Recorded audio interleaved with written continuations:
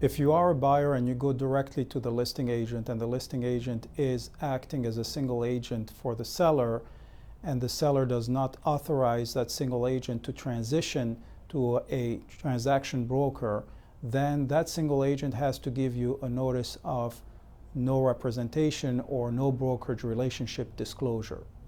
If you are a seller and you are approached by a buyer's agent and the buyer's agent is acting as a single agent for their buyer and their buyer does not authorize them to transition to a transaction broker, then they have to give you that disclosure that states that they have no brokerage relationship with you.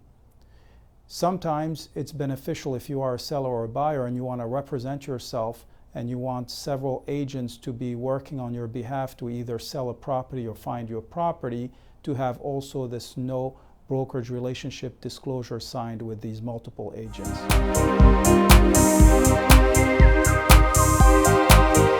When an agent acts as a transaction broker, it's really in their own interest. It reduces their liability. They don't owe you much. They're really working to close the transaction.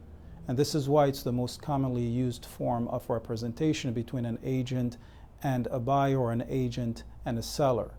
You're not a client, you're a customer. So if you are a seller or a buyer and you want the ultimate form of representation and you want your agent to really act in your best interest and owe you confidentiality and loyalty, then this is definitely not the form of representation that you want. If you are okay with your agent just working as a facilitator of the transaction and them just working to earn the commission and put the deal together, then it's an okay form of representation. Single agency imposes a much higher standard of professionalism on the agent. It requires full disclosure, loyalty, obedience, and confidentiality. You will not get that with transaction brokerage. So if you are a buyer or a seller and you want to be represented at the highest level, this is the only form of representation that's available to you.